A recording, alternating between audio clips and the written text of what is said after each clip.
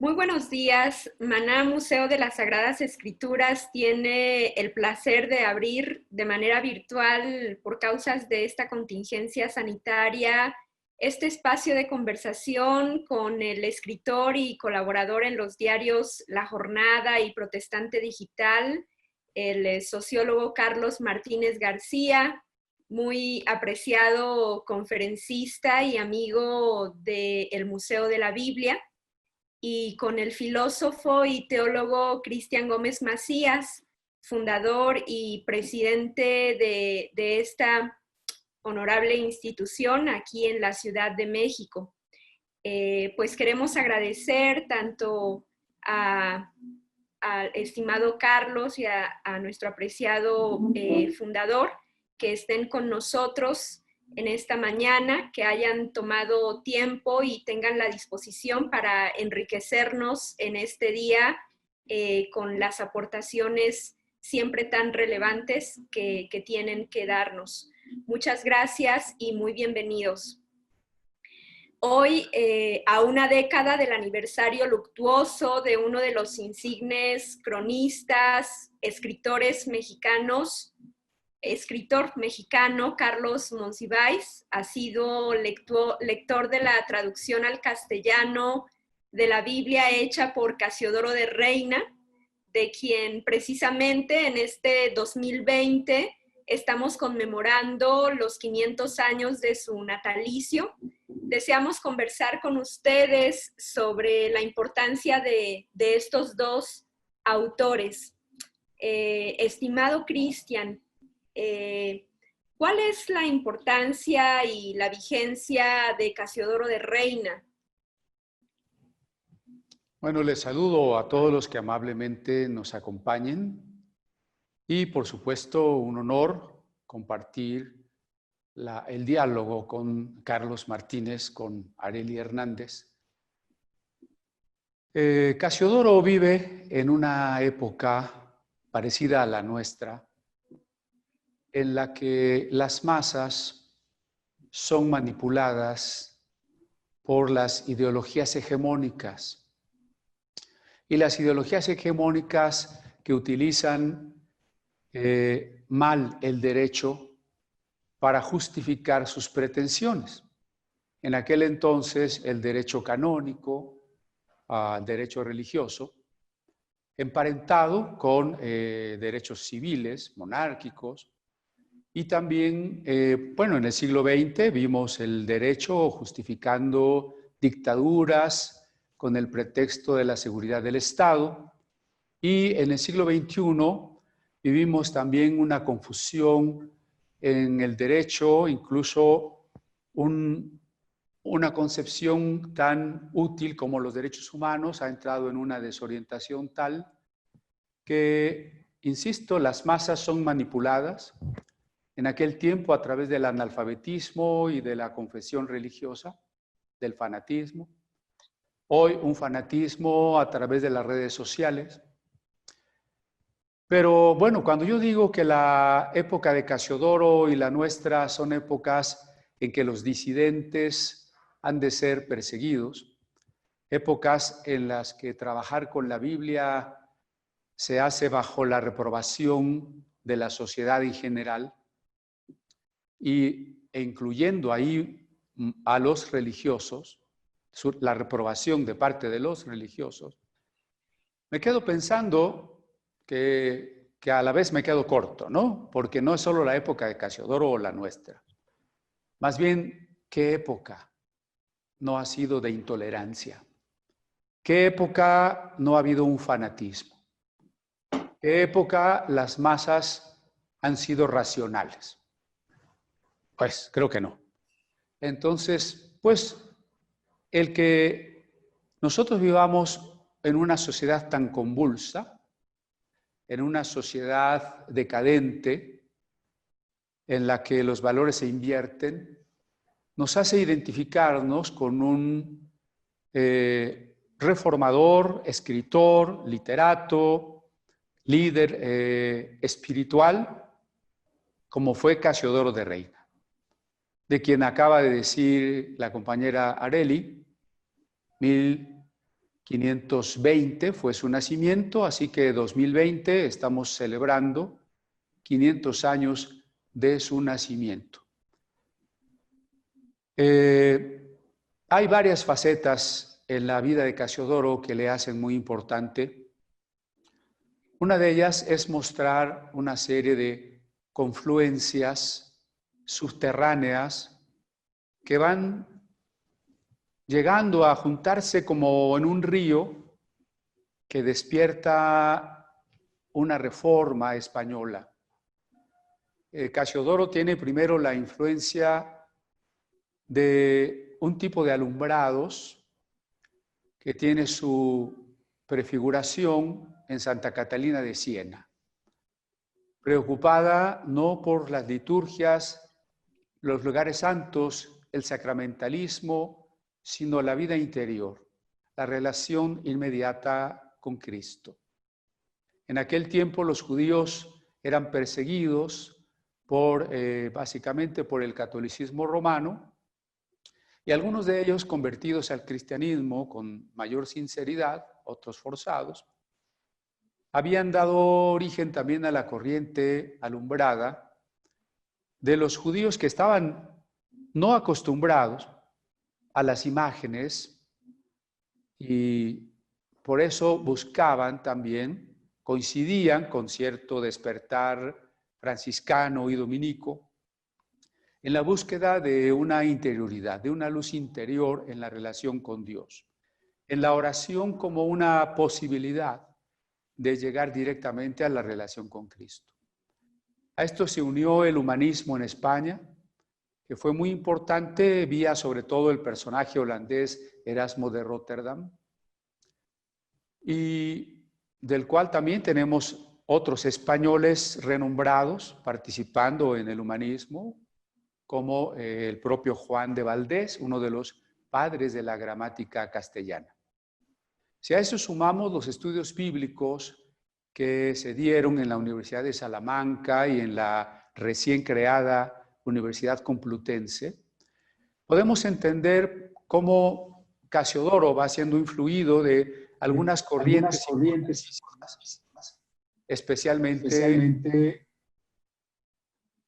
en su trabajo en la Universidad de Sevilla, en sus estudios en la Universidad de Sevilla.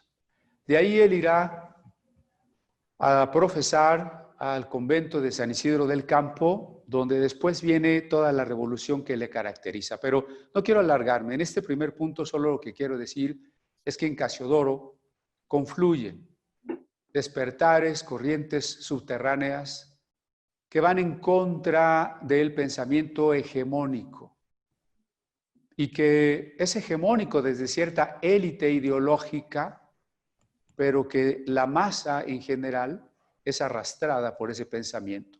Y en ese sentido, insisto, es paralela nuestra época, de ahí tan importante un comentario literario acerca de su obra y de qué pertinencia tiene para nosotros hoy. Muchas gracias. Apreciado Carlos, ¿qué decir sobre un intelectual mexicano que aprendió a leer, según sus propias palabras, sobre las rodillas de una Biblia producida en el siglo de oro de las letras castellanas? ¿Qué improntas dejó la obra de Casiodoro de Reina en la vida de Carlos Monsiváis? Muy bien, pues muchas gracias, Arely. Muchas gracias también a Cristian. Es un gusto enorme estar compartiendo el tiempo con ustedes para conversar acerca de estos dos personajes. Por un lado, lo que ya ha comentado Cristian, es el 5º centenario del nacimiento de Casiodoro de Reina, traductor de esta Biblia conocida como la Biblia del Oso. Y también se cumplen 10 años del deceso de Carlos Monsiváis, un asiduo, un voraz lector de la Biblia del Oso en su revisión de 1909. Esa era la Biblia que él leía. la que se conoce como versión o traducción antigua, le llaman algunos, la de 1909, que todavía conserva muchísimo de la Biblia del Oso.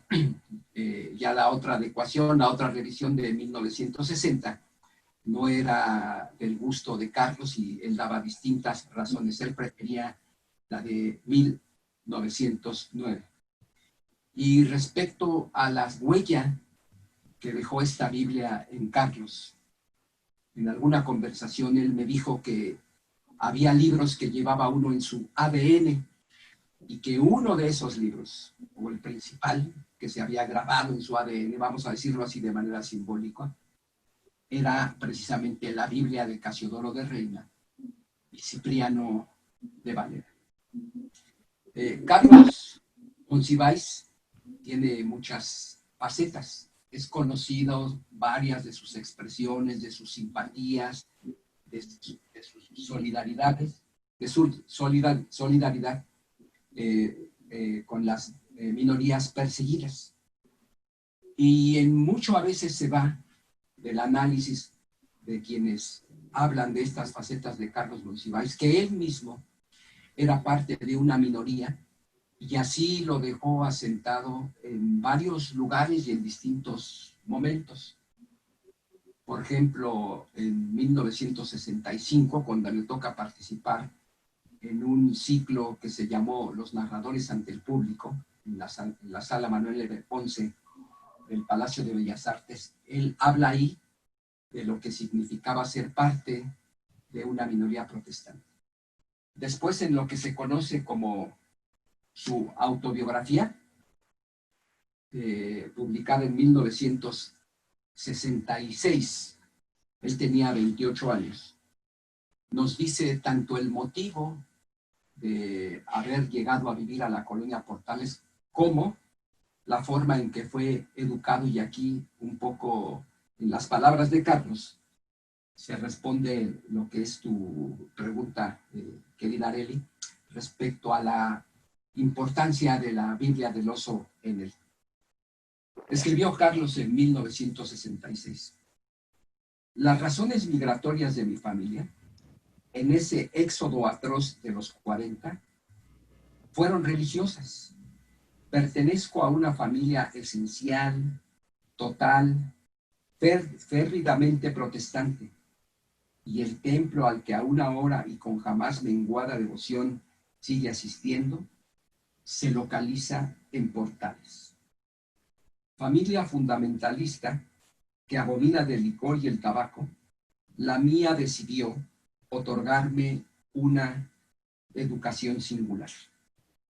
Y dice lo siguiente: en el principio era el verbo, y a continuación Casiodoro de Reina y Cipriano de Valera tradujeron la Biblia. Y acto seguido aprendí a leer. El mucho estudio, aflicciones de la carne. Y sin embargo, la única característica de mi infancia fue la literatura. Himnos conmovedores. Cristo bendito, yo pobre niño, por tu cariño me allego a ti, para rogarte humildemente, tengas clemente piedad de mí. Cultura puritana. Instruye al niño en su carrera, y aun cuando fuere viejo, no se apartará de ella. Y libros ejemplares. El progreso del peregrino de John Bunyan, En sus pasos, o qué haría Jesús, El paraíso perdido, La institución de la vida cristiana de Calvino, Bosquejo de dogmática de Karl Barth. Mi verdadero lugar de formación fue la escuela dominical. Allí, en el contacto semanal con quienes aceptaban y compartían mis creencias, me dispuse a resistir el escarnio de una primaria oficial donde los niños católicos denostaban a la evidente minoría protestante, siempre representada por mí. Allí, en la escuela dominical, también aprendí versículos, muchos versículos de memoria, y pude en 2 segundos encontrar cualquier cita bíblica. El momento culminante de mi niñez ocurrió un domingo de Ramos, cuando recité ida y vuelta a contrarreloj todos los libros de la Biblia en un tiempo récord. Génesis, Éxodo, Levítico, Números, Deuteronomio. Esto es de 1966. Y 40 años después, cuando se le dio el premio de la Feria Internacional del Libro de Guadalajara, en 2006, dice él lo siguiente. Es decir, tenemos que darnos cuenta estos dos periodos de tiempo. 1966, 2006, primero un Carlos joven, ya después un Carlos más allá de su madurez. Y dice lo siguiente, Carlos. ¿Estas notas son autobiográficas o autobibliográficas? Si son lo segundo, como creo, menciono de inmediato el libro primordial en mi formación de lector. La Biblia en la versión del reformado Casiodoro de Reina, revisada por Cipriano de Valera. En mi niñez, Reina y Valera me entregaron mi primera perdurable noticia de la grandeza del idioma, de la belleza literaria que uno, si quiere, le adjudica la inspiración divina. Dice el salmista, los cielos cuentan la gloria de Dios y la expansión denuncia la obra de sus manos. En un día emite palabra al otro día, y la una noche a la otra noche declara sabiduría. Desde que oí esto maravillado a los 8 o 9 años de edad, con otras palabras, es decir, con otra perspectiva, es decir, ajeno a lo que voy a decir, advertí que ese idioma de los siglos de oro aislaba la grandeza de las palabras y potenciaba el gozo de algo desconocido, ajeno a lo que oía y leía a diario, distinto por entero de las lecciones de la escuela dominical y de las reivindicaciones y temores de la minoría protestante. La Biblia de Reina y Valera es una obra maestra del idioma. Creo que con esto, las mismas palabras de Carlos, se responde esto que preguntabas, Arely. ¿Qué marcas dejó en Carlos la traducción de Casiodoro de Reina, la Biblia del Oso, en la revisión de 1909? Lo hemos escuchado, él mismo lo dice. Y en su obra, el imaginario bíblico está muy presente. Totalmente, una obra que aún para nuestros contemporáneos sigue siendo la más difundida, la más impresa y quizá la más seguida para cuestiones de traducción. Hay parangón, bueno, ya Cristian nos compartía en torno a la constante sobre la intolerancia en las sociedades a lo largo de la historia. ¿Qué podríamos decir para que esta obra llegase a su culminación? Estimado Cristian, ¿podrías compartirnos en qué contexto se desarrolla la labor filológica, teológica, traductológica de Casiodoro y qué implicaciones tiene para él llevar a su culminación esta obra maestra como la describe Carlos Monsiváis? Claro, yo creo que, y precisamente en el diálogo que establecemos hoy entre dos personajes, el diálogo literario entre Monsiváis y Casiodoro, vale la pena recordar que la literatura es un arte bello, y que todo arte es de dimensión ontológica. Es decir, todo arte es en el fondo una pregunta por el ser con mayúscula, sea que se lo responda o no. A veces la pregunta por el ser en el arte es más consciente, especialmente cuando fondo y forma de la obra artística son coherentes.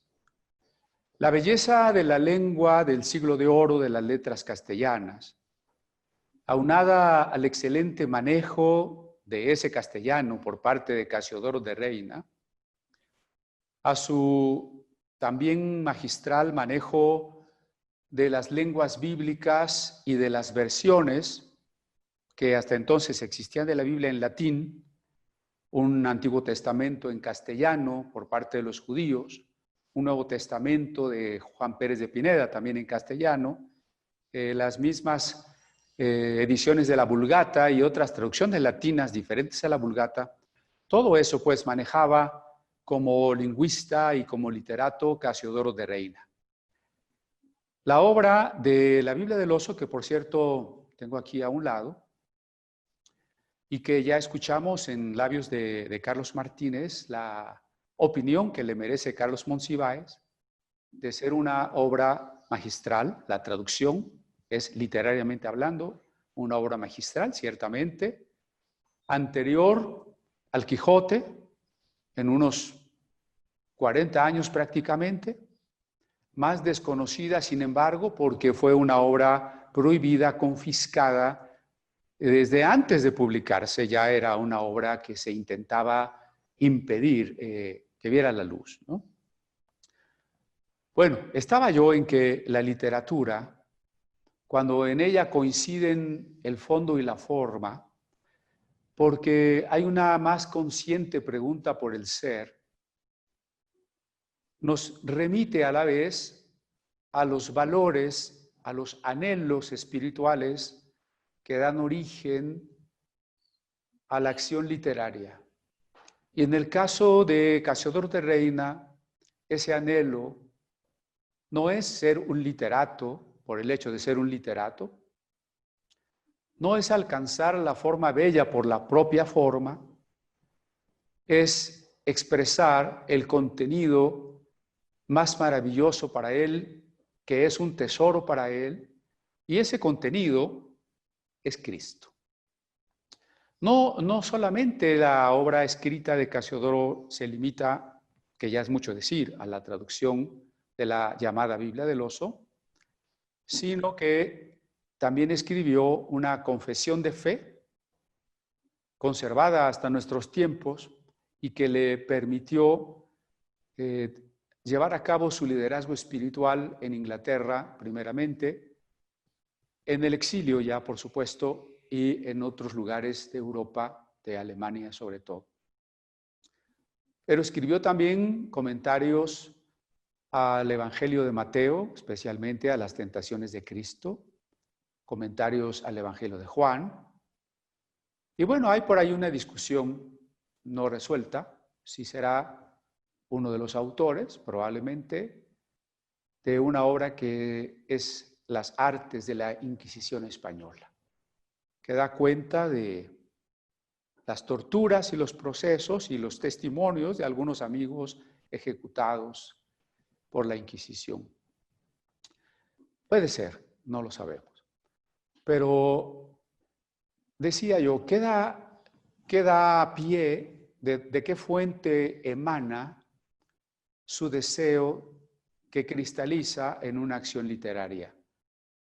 Y decíamos que en él confluyen algunas corrientes importantísimas de la España del siglo XV y XVI.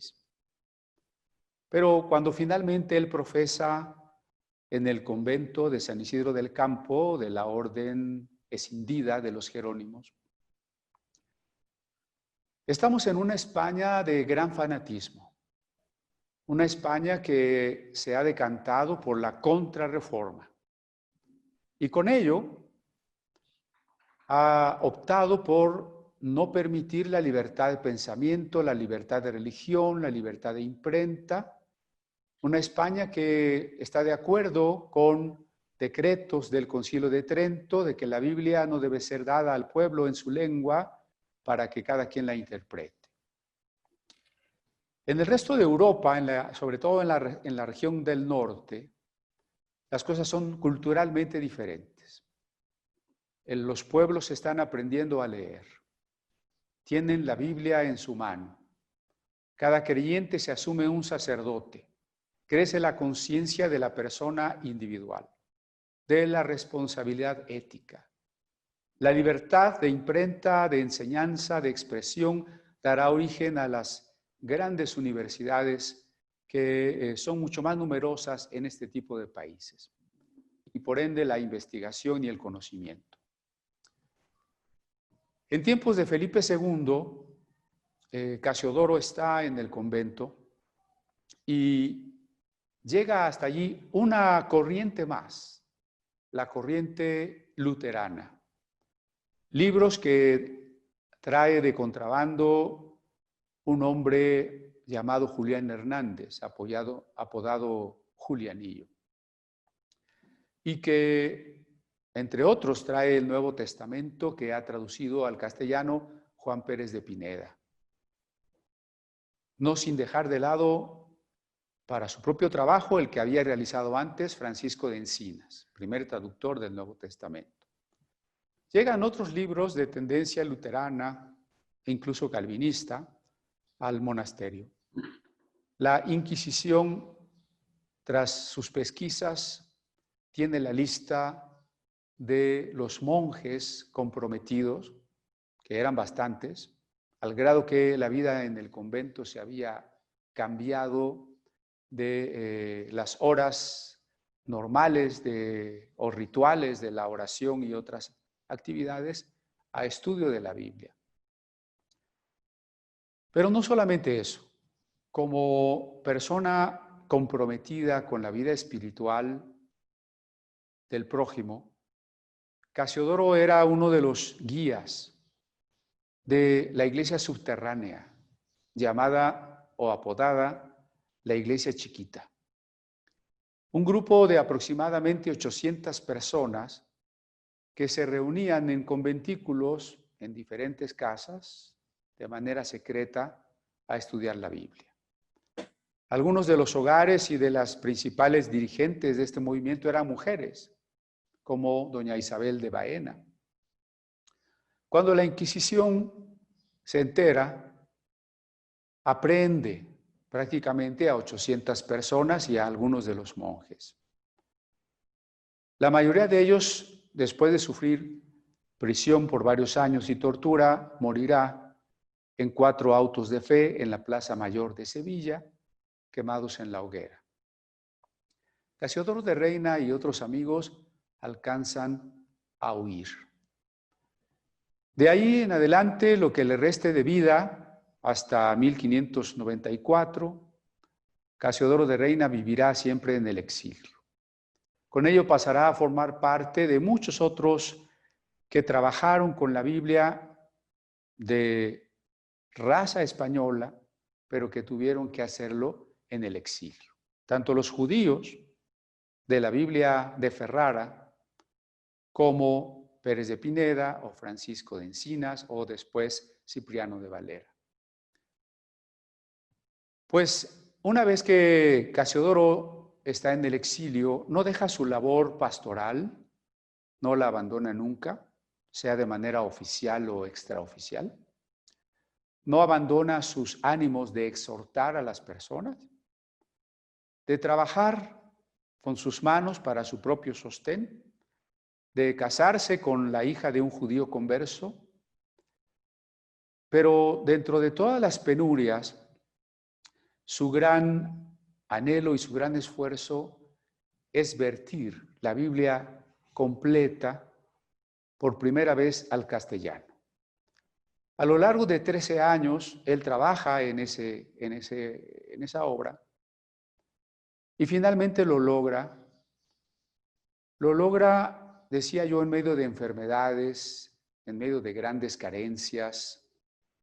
Es curioso porque antes que hablábamos del pensamiento hegemónico versus los disidentes, pues el pensamiento hegemónico tiene recursos financieros y de todo tipo suficientes, tiene el poder. Los disidentes tienen que hacer su labor muchas veces en la miseria, en la pobreza y, como se ha insistido, en la persecución.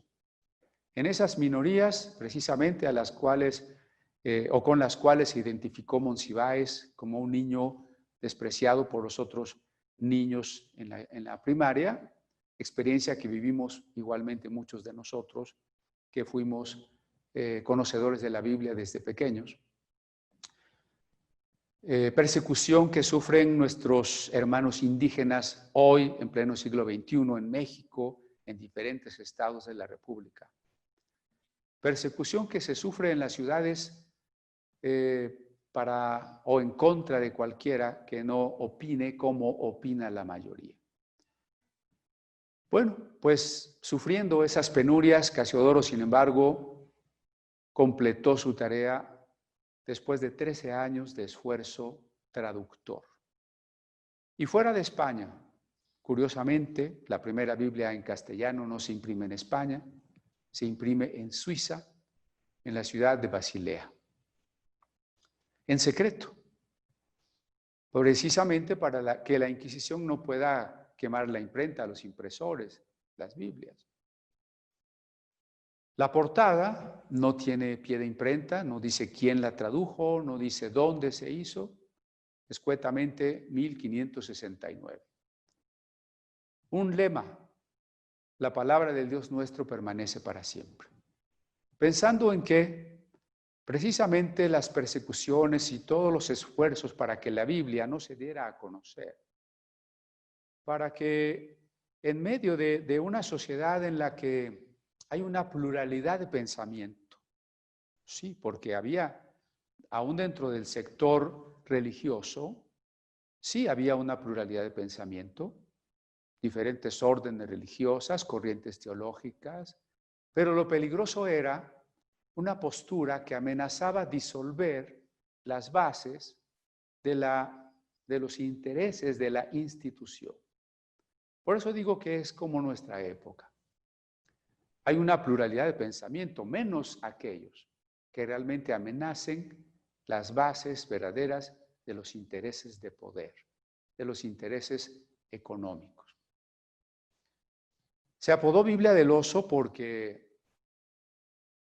se usó el logotipo de un impresor ya muerto de otra ciudad, precisamente para que no hubiese una responsabilidad frente a un editor que después sería perseguido por la Inquisición. Y ese grabado era un oso tomando la miel de un árbol. De ahí que se le ha apodado la Biblia del Oso. Pero ese es el contexto que preguntaba Areli.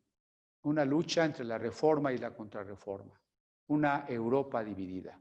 Una institución que por siglos había dominado y una doctrina que surgía para llevar a la persona individual a la posibilidad de una relación directa con Dios sin mediación de la institución y de los sacramentos, lo cual amenazaba las bases del poder institucional. Y es allí donde Casiodoro encuentra el mensaje de Cristo. Ese mensaje reformado a través de la Biblia, donde Casiodoro encuentra el mensaje de Cristo. Y es ese anhelo de dar a conocer a Cristo a través de la Biblia a todos los miembros del Imperio Español, que en ese momento son los americanos, Flandes, Sicilia, Cerdeña, España, parte de los Países Bajos, etc. Es el anhelo de que ese amor por Cristo y esa experiencia del amor de Cristo sea compartido por todos sus coterráneos, sus paisanos, el que le lleva a este gran esfuerzo literario. Es entonces una fuente espiritual de donde brota la necesidad literaria y cristaliza en una gran belleza, en un perfecto equilibrio entre la forma bella y el maravilloso e insuperable contenido del mensaje bíblico. Muchas gracias. Pues estamos casi llegando al final de nuestra conversación. Yo quisiera pedirles que nos ayudasen con algunas conclusiones, pensando a una década del aniversario luctuoso de este representativo intelectual mexicano, lector íntimamente formado por una obra no solo maestra en su grandiosidad literaria, sino como ya nos ha compartido Cristian, cuyo mensaje tiene un legado espiritual trascendente, ¿verdad? Estimado Carlos, ¿qué podríamos decir en cuanto a la influencia de esa obra en la vida de Monsiváis y particularmente respecto a su formación vinculada al interior de un colectivo religioso minoritario que ya se ha señalado tiene parangón con la intolerancia o el contexto hostil al que Casiodoro tuvo que enfrentarse en el siglo XVI, que además de ello, ¿qué aportes podemos extraer de su formación cultural bíblica y de su incidencia en la sociedad que Carlos Monsiváis tuvo que enfrentar? Muy bien. Hay varias cuestiones que quiero comentar ahí, dos grandes apartados. Uno, como dije en mi primera intervención, leyendo propias palabras de Carlos Monsiváis, él habla de la centralidad de su formación como lector de la Biblia del Oso, de la Biblia traducida por Casiodoro de Reina. Y me parece a mí que si no se conoce y no se lee esa Biblia, no se puede comprender mucho del imaginario bíblico que usó Carlos a lo largo, no de un libro, no de una crónica, sino de toda su obra. Voy a hacer mención a dos títulos de libros de él, uno que fue el primero y otro que fue prácticamente el último, en el que el imaginario bíblico está presente como un palincesto, es decir, está atrás de lo que aparece enfrente, pero que le da sentido a lo que aparece en primer plano.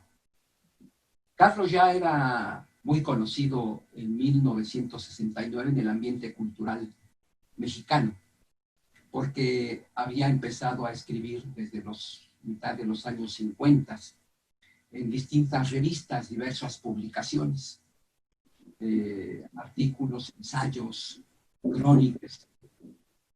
Su primer libro, no como autor, pero que él fue el compilador de un libro de más de 800 páginas, que es una antología sobre la poesía mexicana del siglo XX. Ese libro aparece en el 66, el mismo año que se publicó su autobiografía en esta serie, Nuevos Escritores Mexicanos del Siglo XX presentados por sí mismos. Y en el 69, él publica un libro que desde el título, a quienes leemos la Biblia, nos va a hacer una evocación. El título del libro es Principados y Potestades, 1969. Esa primera edición fue publicada por la imprenta Madero, por la librería Madero, y se obsequió a sus clientes en aquel año. No fue una edición que circulara profusamente, sino que por primera vez en estos días que se cumplen 10 años del aniversario luctuoso de Carlos, se está reeditando y mucha gente que no conoce esta obra podrá conocerla. Pero desde el mismo título, Principados y Potestades, es una parte tomada de la carta a los Efesios. No tenemos lucha contra sangre ni carne, sino contra principados y potestades. 40 años después, en el 2009, publica un libro que también es una evocación, no a un versículo, sino a todo un libro de la Biblia y a un imaginario muy importante. Me refiero al libro que se titula Apocalíptic, que es una mención, no solo mención, aunque mencionen el título sobre el Apocalipsis, sino que si uno lee el libro, que conjunta varias crónicas de Carlos, una de ellas es sobre la Ciudad de México, esta ciudad apocalíptica, posapocalíptica, y Carlos empieza la crónica como si él fuera Juan en la isla de Patmos. No lo dice así, pero ahí está implícito. Y si uno conoce o ha leído el Apocalipsis de Juan, va haciendo un paralelismo. Entonces, en estas 4 décadas, con estos 2 títulos de su libro y los contenidos de ellos, podemos darnos cuenta de cómo la impronta del imaginario bíblico está presente a lo largo de su obra, por aquí y por allá. Si uno lee con cuidado crónicas o libros de él, va a encontrar menciones a versículos bíblicos o a parábolas bíblicas, a imaginario bíblico que no necesariamente él cita. Por ejemplo, en un pequeño libro de crónicas que algunos dirán que es sobre nota roja, que se llama Los 1001 velorios, también ahí uno encuentra que él inicia el libro y termina el libro con referencias al imaginario bíblico. La otra cuestión que ya mencioné, también ha comentado Cristian, el ser parte de una minoría, en este caso la minoría protestante, haber crecido ahí, haber abrevado su formación y que a su casa llegaban noticias, él mismo lo cuenta en distintos lugares, a su casa llegaban noticias de persecuciones y hasta de asesinatos de pastores y o congregantes de iglesias evangélicas protestantes. Eso para él era también muy significativo y dio una lucha por defender los derechos de esas minorías. En un libro que editó en el 2002 la Comisión Nacional de Derechos Humanos, que preparamos juntos, que se llama Protestantismo, Diversidad y Tolerancia, que si uno entra al sitio de la Comisión Nacional de Derechos Humanos se puede bajar, está ahí gratuito. Está en papel, pero el libro electrónico está ahí de manera libre. Hay varios artículos ahí de Carlos Monsiváis defendiendo los derechos de las minorías y también interpretando su presencia y diciendo que tienen plena legitimidad para ser parte de la sociedad mexicana, una sociedad en proceso de diversificación. Entonces, ese libro de Protestantismo, Diversidad y Tolerancia está en proceso una edición más amplia que estoy haciendo, que va a llevar por título Carlos Monsiváis, las minorías religiosas y el Estado laico, donde se conjuntan escritos de él precisamente sobre esta temática.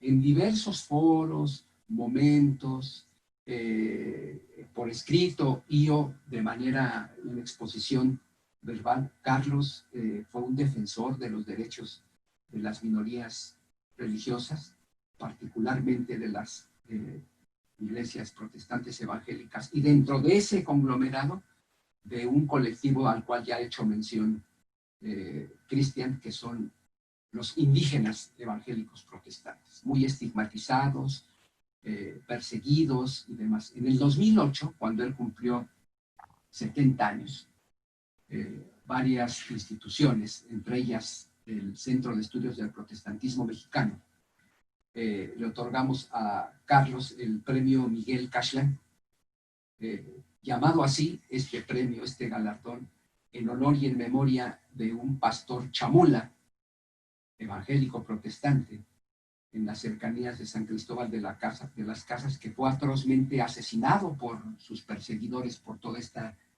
intolerancia. Carlos ahí tuvo una intervención que va a estar disponible en estos días ahí en video en alguna de las plataformas y se puede escuchar toda su argumentación de defensa del derecho de las minorías.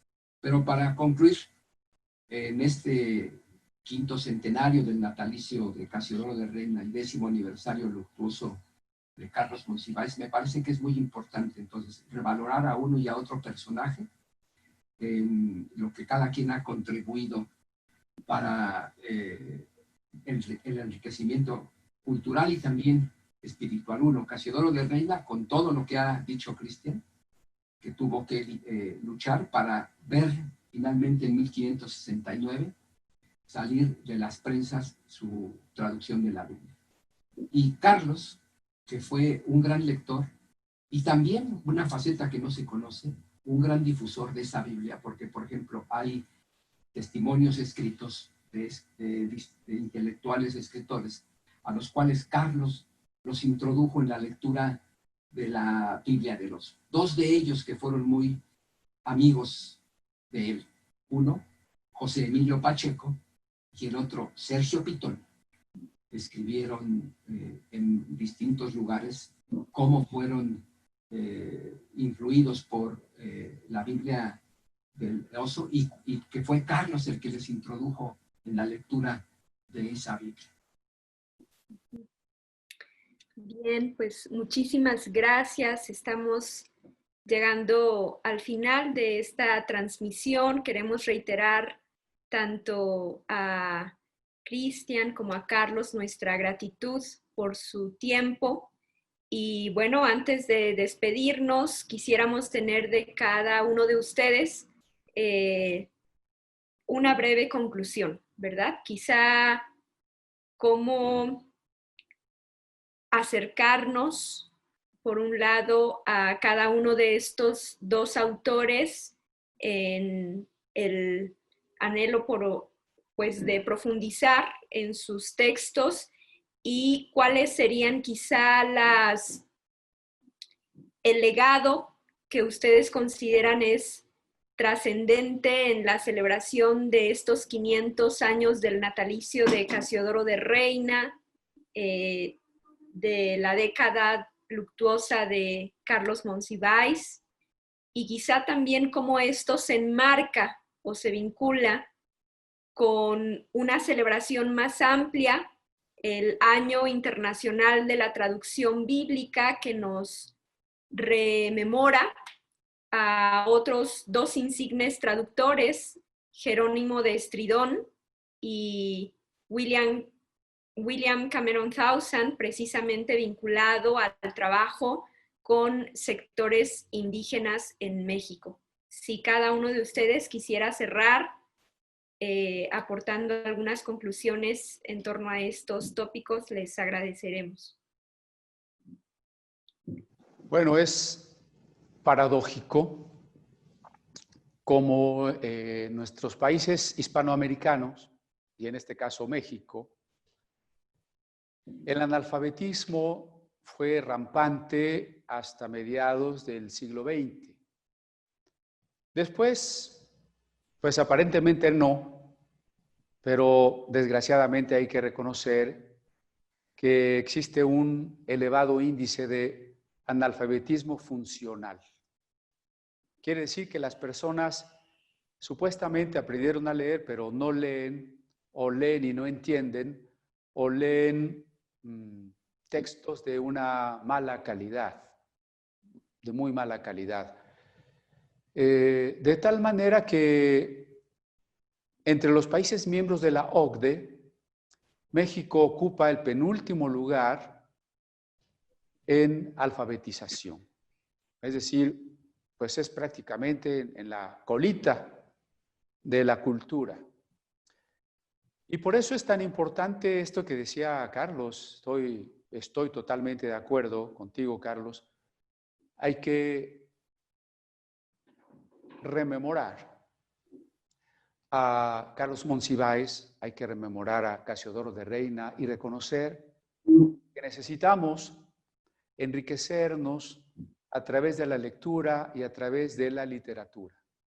Necesitamos promover la lectura en todos los órdenes y particularmente, por supuesto, en el del libro fundante de la cultura, que es la Biblia.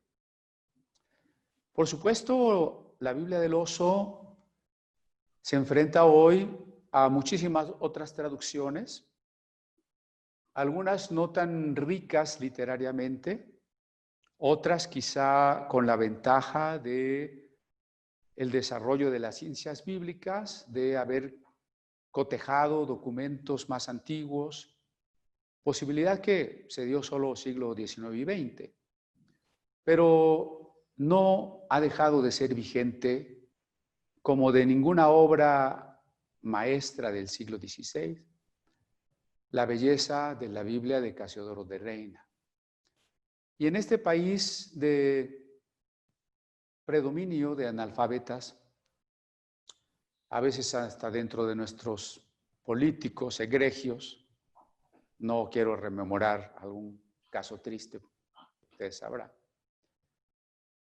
Resulta ilustrativo y resulta desafiante que los niños y jóvenes de los grupos judíos y de los grupos evangélicos del siglo XX, hoy no lo sé, del siglo XX, hayan sido más estudiosos, se hayan enfrentado con la lectura desde su primera infancia y hayan crecido con una riqueza de lenguaje, precisamente que les fue dada por esta obra literaria y las derivadas de ella, que es la Biblia.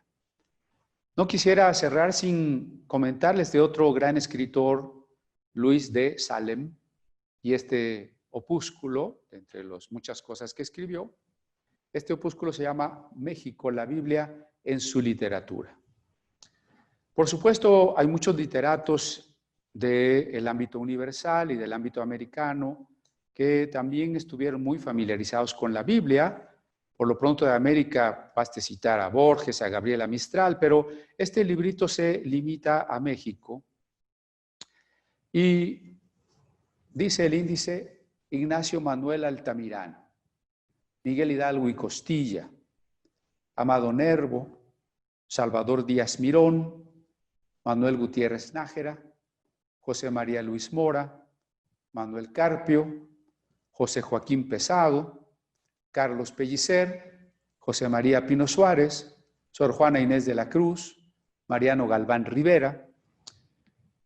Y en cada uno, por supuesto, se dan las pruebas, los poemas y las menciones que ellos, en los que ellos muestran su familiaridad y su haber abrevado de la Biblia, como decía bellamente ahora Carlos Martínez, en su obra se nota como en un palimpsesto la herencia bíblica. Y muy especial lugar ocupa aquí Luis Cabrera, quien de manera muy explícita dice que su libro de cabecera fue la versión de Reina Valera. Y otro personaje que ya mencionó Carlos, y que es ni más ni menos que José Emilio Pacheco. Déjenme decirles que incluso entre los seudónimos de José Emilio Pacheco, varios son de los amigos de Casiodoro de Reina, como Julián Hernández o Marcos Pérez. Julián Hernández, el que le llevaba la literatura prohibida de contrabando, murió en la hoguera. Y bueno, es interesante cómo Emilio Pacheco se identifica con estos hombres. Además de su conocidísima traducción en ritmo libre del poema de Salomón o atribuido a Salomón, El Cantar de los Cantares. El librito el librito de Luis de Salem cierra hablando de algunos escritores evangélicos también, algunos de ellos muy famosos como Alberto Rembao, Gonzalo Báez Camargo, Gonzalo departió y publicó a la par con José Gaós, con Pedro Enrique Sureña. Y bueno, curiosamente, digo, no quiero extenderme, pero también está citado aquí Carlos Martínez García. Luis de Salem te menciona Carlos y dice, Carlos Martínez García es escritor de alto nivel, conferenciante y profesor distinguido. Sus libros son varios, semanalmente publica en el diario 1+1, en aquel entonces, ¿no?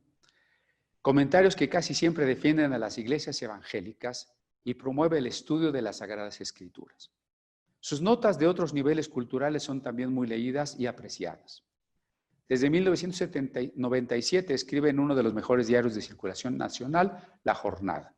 Entonces aquí también nuestro compañero Carlos está incluido, ¿no?, entre estos escritores. Me da mucho gusto y creo que nos lleva a una feliz coincidencia con Casiodoro de Reina, preocupado por los perseguidos. Carlos Monsiváis, preocupado por los perseguidos. Carlos Martínez, preocupado por los perseguidos.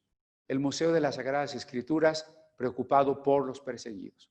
Porque todos nosotros hemos hecho en diferentes frentes lucha de tipo literario, de tipo político, de tipo legal, de tipo asistencial, de tipo pastoral, frente a los grupos discriminados.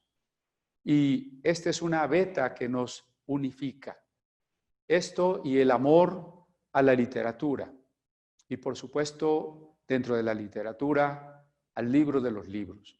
Por eso cierro yo invitándole para que se enriquezca, sea creyente o no, con la belleza literaria de la Biblia del Oso. Invitándole también para que esté de acuerdo o no con el pensamiento de los demás. Defendamos siempre el derecho que cada quien tiene a opinar diferente. Porque vivimos en un contexto en el que algunos grupos que están cooptando la opinión pública lo hacen con el pretexto de la libertad de opinión y de las diversidades, pero ellos mismos son los primeros que están proponiendo las limitaciones y las sanciones contra todos aquellos que no piensen como ellos. Así que es un contexto difícil, es un momento oportuno, donde es tan pertinente recordar el tema del que hemos platicado hoy. Agradezco mucho a Carlos el honor de compartir con él esta mesa y a Arely el que nos haya ayudado. Gracias. Muy bien. Bueno, por mi parte, muy breve. El mejor homenaje a un autor, a un traductor, a un escritor, es leerlo. En el caso de Casiodoro de Reina, él fue traductor, ya se ha dicho aquí los pormenores de su trabajo, pero también fue autor. Las obras que se están haciendo en España, Emilio Monjó, con su proyecto de rescatar a estos reformadores españoles, se están republicando escritos, entre otros, de Casiodoro de Reina. Entonces, hay que leer tanto sus escritos como su traducción, que sigue siendo riquísima y muy deslumbrante por el lenguaje que usa. No fácil de comprender, dado que varios de esos vocablos están en desuso, pero que si uno empieza a leerlo va a tomar el gusto y va a poder no, vencer ese obstáculo de algunos vocablos que ya no son hoy día de uso corriente. Por otro lado, en el caso de Carlos Monsiváis, igual, sus obras, en razón de este 10º aniversario luctuoso, están siendo reeditadas. Hay que leerlo con cuidado. Tiene mucho, creo, todavía que aportarnos para la reflexión de nuestra propia situación, que a él ya no le tocó vivir, pero que sí creo que coincidiendo con varios postulados que se han dicho aquí sobre el respeto a las elecciones de cada quien, un entorno social de tolerancia, de reconocimiento de derechos y, finalizando con lo que inicié, leer la Biblia que a él tanto le marcó, que tanto le gustaba, la traducción de Casiodoro de Reina, porque además de esa belleza literaria, también es un alimento para nuestro ser, nuestro corazón, nuestro espíritu. Muchas gracias por esta invitación.